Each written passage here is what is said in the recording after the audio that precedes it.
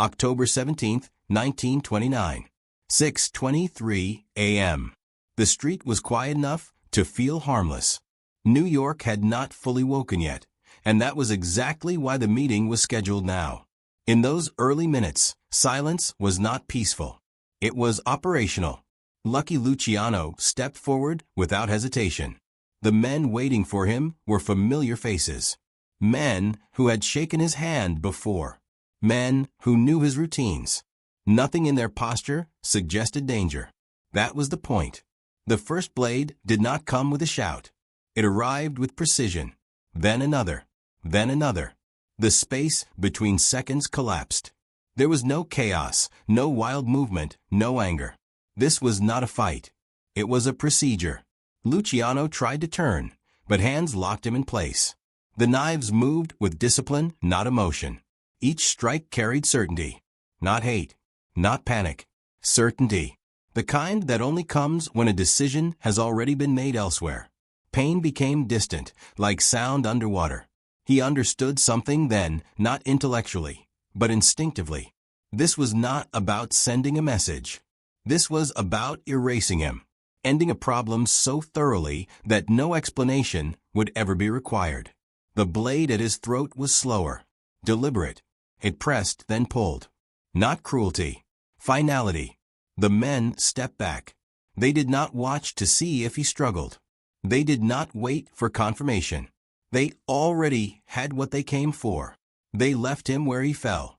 Blood spread quietly across the pavement. Breath shortened. Vision narrowed. The city continued around him, unaware. Somewhere nearby, doors opened. Somewhere else, plans were already being adjusted. Power was already being redistributed. Names were already being whispered with confidence. Because confidence comes easily when you believe the problem is finished. The men who walked away never looked back. In their minds, the future had already been settled. The board had been cleared. What remained on the ground was no longer a threat, only evidence that would soon be forgotten by time and traffic. And yet, something refused to end. Minutes passed that should not have existed. A body that should have gone still did not. The line between life and death blurred, stretched, and failed to close. Whatever was keeping him alive was not strength, not luck, but something unfinished, something unwilling to release control. When he was finally found, there was no urgency in the verdict. Men like him did not survive this. They were not meant to.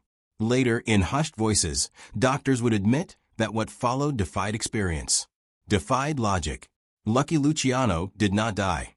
And in that impossible survival, something else was born, something far more dangerous than the man they thought they had removed. If you want more untold stories like this, stories they never taught, never admitted, and never corrected, subscribe and leave a comment. Lucky Luciano was never supposed to matter. He arrived in America with no name anyone respected, no bloodline anyone feared, and no territory anyone would defend. He was another immigrant boy learning the language of the streets before he learned the language of the country. What separated him was not violence. It was observation. He watched men who relied on fists lose everything to men who relied on patience. He noticed how emotion shortened careers, how noise attracted attention, how loyalty, when managed correctly, outlasted fear. Luciano learned early that survival was not about winning fights. It was about avoiding the ones that drain power. By the time others noticed him, he was already established. Quietly, he did not demand respect. He arranged circumstances where respect became the logical response. Older bosses could not explain why their authority weakened in rooms where Luciano sat silently, listening. He spoke less than them, yet people waited for his reaction before deciding anything important. Luciano believed violence was a tool, not a language. You used it sparingly, precisely, and never emotionally. Men who enjoyed violence were unreliable. Men who needed it were already failing. He preferred leverage, information, structure, predictability. Chaos was expensive. Discipline was profitable. While others clung to old-world traditions, Luciano redesigned the system itself. He replaced impulsive feuds with negotiated boundaries. He separated business from pride. He treated crime not as identity, but as enterprise. This was not betrayal of tradition. It was evolution, and evolution terrifies those who survive only because nothing has changed yet. Thinkers gathered around him. Men who understood long games. Men who could sit through silence without mistaking it for weakness. He rewarded intelligence with opportunity and punished recklessness with exclusion. No speeches, no threats, just removal from relevance. To Luciano, that was the cleanest form of authority. What made him dangerous was not ambition. It was restraint. He did not chase power. He positioned himself where power naturally passed through. Decisions began routing around him, then through him, until his approval became assumed. By the time rivals noticed, the structure no longer belonged to any single family. It belonged to Luciano's design. Older bosses sensed something slipping away, but could not name it. He wasn't attacking them. He wasn't defying them publicly. He was making them unnecessary. Their traditions became obstacles. Their tempers became liabilities. Their noise became embarrassing. Luciano never announced change. He let others discover it too late. Men who opposed him found fewer allies each month. Men who questioned him found themselves isolated without explanation. There was no confrontation to respond to, no insult to avenge. Only absence. Only diminishing influence. That was the real threat. Not that he wanted power, but that power worked better when he was involved. He made systems efficient. He made loyalty rational. He made betrayal costly without being dramatic. In a world built on ego, Luciano offered structure, and structure is unforgiving. By the time anyone considered stopping him, the question was no longer whether he was dangerous. It was whether removing him would collapse everything he had quietly organized. That uncertainty bred fear, not hatred. Fear is what forms when intelligence rewrites rules faster than tradition can defend itself. And somewhere in that growing silence, someone reached a conclusion they could no longer ignore. Intelligence itself had become the threat. Power rarely announces when it feels threatened. It withdraws. It watches. It gathers. While Luciano refined systems and reduced chaos, older men began to notice the rooms growing quieter when he entered. Not because they respected him openly, but because they no longer knew how to confront him. He did not break rules. He replaced them. And that made him difficult to challenge without admitting weakness. The men who felt it first were the ones who benefited most from disorder. Bosses whose authority depended on fear, tradition, and inherited reputation. Their power came from history, not performance. Luciano's methods made history irrelevant. He rewarded results. He tolerated no emotional indulgence. To men who ruled by reputation, this was not competition. It was extinction. No meetings were called to discuss him. That would have been too obvious. Instead, conversations happened in fragments. A comment here. A concern there. Questions framed as observations. Why did younger men listen to Luciano more closely? Why were disputes being settled without consulting the old guard? Why did money flow more efficiently when he was involved? The answers were uncomfortable. Luciano was not undermining them directly. He was making them inefficient. And inefficiency, once exposed, becomes impossible to defend. Those who stood to gain from his removal were not united by loyalty, but by fear. Each man believed that if Luciano continued, his own position would become ceremonial. Titles without influence. Respect without obedience. In their world, that was a slow death. Better to act decisively than to fade quietly. Revenge was never the motive. Luciano had not insulted them. He had not attacked their families. He had not violated tradition openly. That made him more dangerous, not less. There was nothing to negotiate. His existence itself was the problem. As long as he lived, the system he built would continue to operate, adapting, absorbing, and eventually replacing everything that came before it. So the solution had to be final, not symbolic, not corrective, irreversible. Stabbing him was not about brutality. It was about certainty. Gunshots could misfire. Witnesses could talk. Arrests could complicate things. Knives were personal, controlled, and quiet. A message delivered at close range by men who could disappear into anonymity. 50 wounds were not excessive. They were insurance. The design was simple. Remove the man so completely that the structure collapses without him. Let others fight over what remains. Let history move on without needing to explain anything. No martyr. No legend. Just absence. What Luciano did not know was how close the threat had come. The men planning his death were not strangers watching from a distance. They were not obvious rivals. They were men who had benefited from his order while resenting it. Men who smiled, agreed, and waited. Men who understood his routines because he trusted them enough not to hide. That was the most dangerous part. The conspiracy did not form in anger. It formed in patience. Each participant believed the others were more eager than himself. Each man convinced himself that acting was survival, not betrayal. When enough men believe that at the same time, action becomes inevitable. No warning reached Luciano because no warning existed.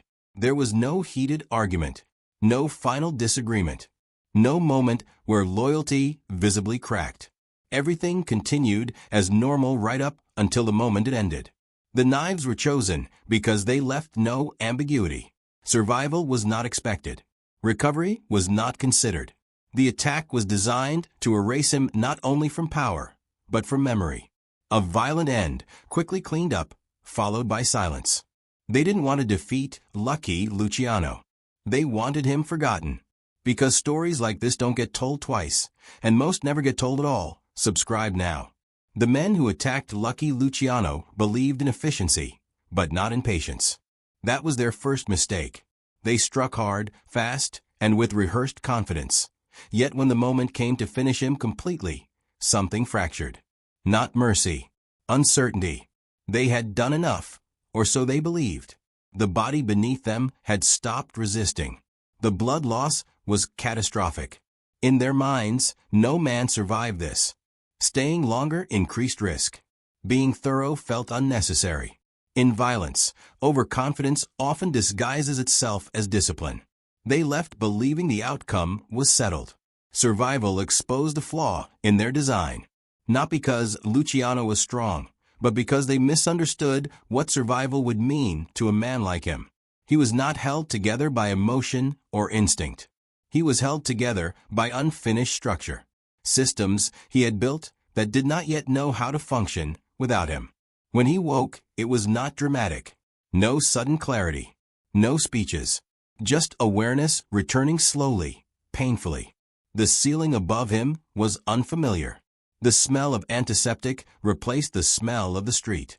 His body registered damage before his mind did.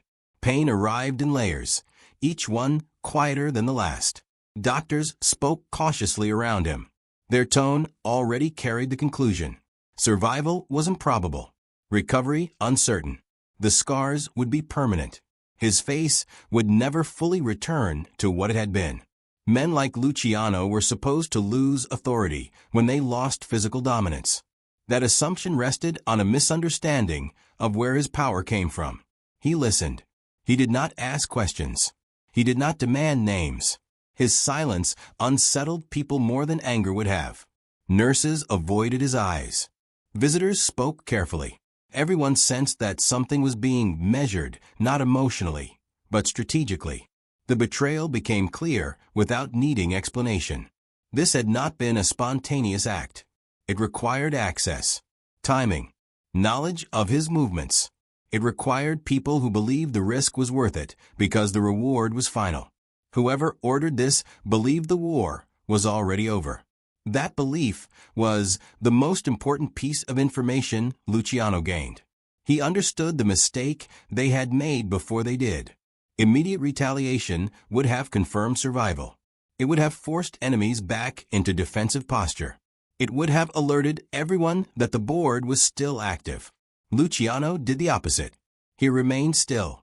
He let rumors replace facts. Some said he would never speak again. Others said his mind was gone. A few whispered that he would soon die anyway. He did nothing to correct them. That decision was not restraint. It was timing. Retaliation satisfies emotion. Silence builds advantage. Luciano knew that anyone involved would be watching closely for signs of life, of intent, of revenge. By offering none, he allowed comfort to grow. Comfort leads to carelessness. The men who believed they had erased him began to relax. Conversations loosened. Alliances shifted prematurely. Power started redistributing based on an absence that was not yet real. Luciano let the world move on without him while he studied how it did so. From his bed, he reconstructed the attack not as a victim, but as a strategist, who benefited immediately, who gained territory, who spoke too confidently about the future. Patterns emerged quietly. Betrayal reveals itself not through guilt, but through opportunity seized too quickly. The scars became reminders, not weaknesses. Each line across his body marked a lesson in proximity and trust. He did not regret the men he trusted.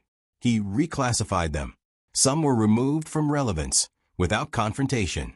Others were allowed to rise higher, just enough to expose themselves fully. Luciano did not survive to seek revenge. He survived to observe, to let the architects of his death believe they had succeeded, to let them build their future on an assumption that would eventually collapse. By the time he was ready to move again, the men responsible would not be expecting retaliation. They would be expecting nothing at all. And nothing, when controlled properly, is the most dangerous response there is. When lucky Luciano returned to the world, he did so without announcement. No public appearance marked his survival. No statement corrected the rumors. No gesture demanded acknowledgement. In the absence of confirmation, uncertainty became his shield. Men whispered, but no one knew what to believe, and belief is dangerous when it lacks proof. He did not attend gatherings. He did not summon lieutenants. He did not punish anyone visibly. To those watching, it appeared as if the structure he once shaped was continuing on inertia alone, gradually fragmenting without its architect. That illusion was intentional. Behind the silence, information began to move. Luciano listened more than he spoke. Messengers came and went without realizing the weight of what they carried. Small details were noted. Who spoke too freely, who avoided certain names, who rushed to claim territory that had not yet been abandoned. The betrayers revealed themselves not through confession, but through ambition. Alliances shifted quietly. Some men found doors opening without knowing who unlocked them. Others discovered invitations stopping without explanation. Luciano did not remove people violently. He removed them logistically. Access disappeared. Opportunities dried up. Decisions were made elsewhere. To be excluded was to be neutralized, and neutrality in his world was extinction. The men who had ordered his death began to relax. Their confidence returned slowly at first, then fully. Silence, to them, meant confirmation. If Luciano had lived and intended retaliation, they believed something would have happened by now. Violence always announces itself early when driven by emotion. Weeks passed, then months. Nothing. They mistook patience for weakness. Luciano understood that fear fades when it is not fed. He allowed it to fade.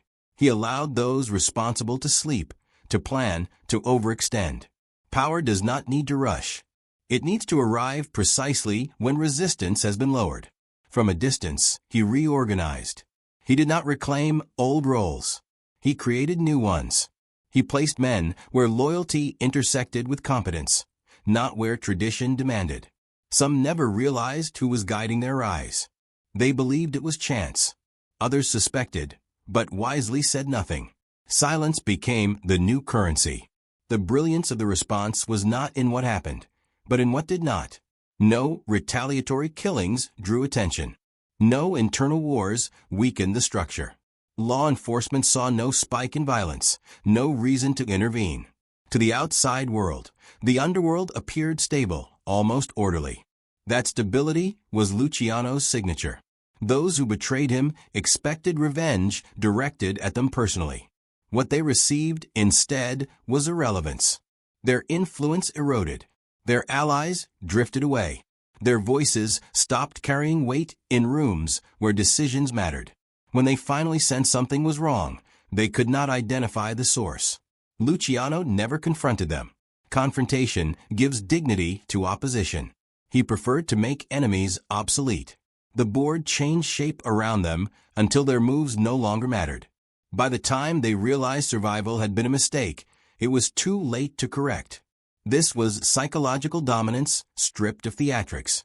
He demonstrated that power does not need to declare itself. It only needs to function. The men who had tried to erase him discovered that erasure worked both ways. What terrified them most was not that Luciano lived. It was that his survival had refined him. Pain had not hardened him. It had clarified him. He no longer needed visibility. He no longer needed credit. Control was enough. Lucky Luciano did not survive to take revenge. Revenge would have been temporary. He survived to redesign the entire board, so that no one else would ever again mistake proximity for power or silence for absence. The reckoning did not arrive with gunfire or announcements. It arrived the way real power always does, quietly, through adjustment. Men who once dominated conversations found themselves no longer invited. Promotions stalled without explanation. Territories shifted hands not through conflict, but paperwork, introductions, approvals that simply stopped coming. There was no moment when Lucky Luciano declared himself returned. No gathering where he reclaimed authority.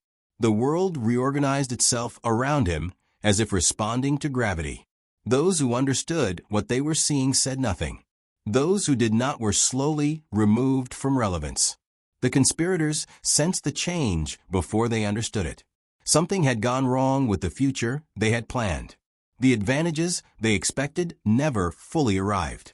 Decisions they assumed would go their way did not. Men they believed loyal became distant, then unavailable. Power slipped through their fingers without ever being taken from them directly. They searched for confrontation and found none. They waited for punishment and received silence. That silence became unbearable. It meant Luciano was not reacting to them. He was operating beyond them. By the time certainty replaced doubt, it was already too late. To admit involvement in the attack would have been to admit failure. Survival had transformed Luciano from rival into inevitability. Anyone who spoke would isolate themselves instantly. No one wanted to be seen opposing a man who had endured death and returned without resentment. So no one confessed. No one corrected the record. History remained officially unclear, and that ambiguity served Luciano perfectly. Fear thrives where facts are incomplete. His authority after the attack surpassed what it had been before, not because he demanded it, but because everyone understood the cost of miscalculation. The men who once doubted him now saw the full design. He had not just survived betrayal. He had absorbed it, learned from it, and removed its possibility from the system. Luciano's scars were never hidden, but they were never explained either. He allowed others to project meaning onto them. Some saw resilience. Others saw warning. The most perceptive saw completion. He no longer needed to prove anything. Survival had already done that work for him. Meetings grew shorter when he was present. Arguments resolved themselves before reaching him. Decisions aligned with his interests without instruction. This was not obedience enforced by fear, but alignment shaped by understanding. Men recognized that resisting him offered no advantage. Cooperation, on the other hand, brought stability. The brilliance of the reckoning was that no one could point to a single cause. Law enforcement saw no surge in violence. Rivals saw no retaliation they could challenge. The underworld simply became more efficient, more disciplined, more controlled. Luciano's vision, once controversial, now appeared inevitable. Those who had tried to erase him lived with a quiet realization they never shared. The attack that was meant to end his influence had clarified it. The suffering that should have diminished him had refined him. Death had been introduced to him and failed, and failure carries authority of its own. Survival did not weaken Lucky Luciano. It removed every illusion about who he was. When the world adjusted, it did so because resistance no longer made sense. Power had revealed itself not through force, but through permanence. If stories like this matter to you, stories about real power, real patience, and real consequences, like the video, share it, and subscribe. Because history only remembers the men who survive and control what comes after. Lucky Luciano's scar never needed explanation.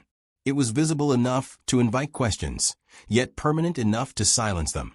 In a world obsessed with displays of strength, the scar represented something rarer: restraint. It reminded everyone who saw it that authority is not built in moments of rage, but in what a man chooses not to do. Violence had failed to remove him. It had been applied with intent, precision, and finality, and still it failed. That alone unsettled the underworld. Men could accept death. They could accept defeat.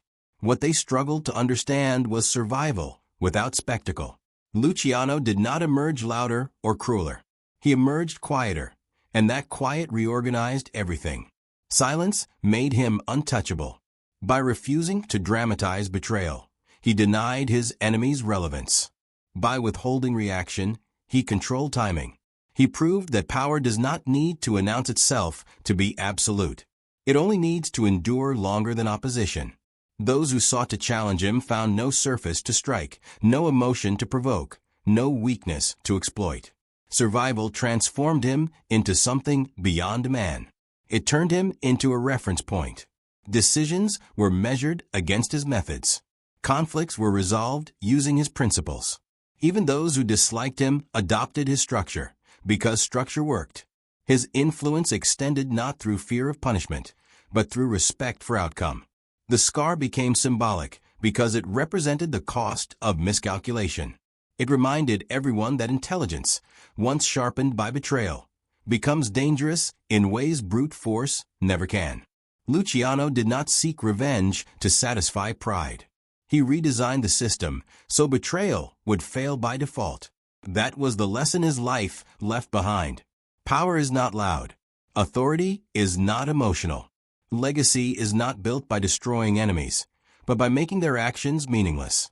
The men who tried to erase him believed survival would restore the old order. Instead, it ended it. History remembers many violent men. It remembers very few who mastered restraint. Lucky Luciano belonged to the second category, and that distinction is why his name outlived his enemies, his era, and the knives meant to silence him. They tried to kill Lucky Luciano, and instead, they taught him exactly how to rule.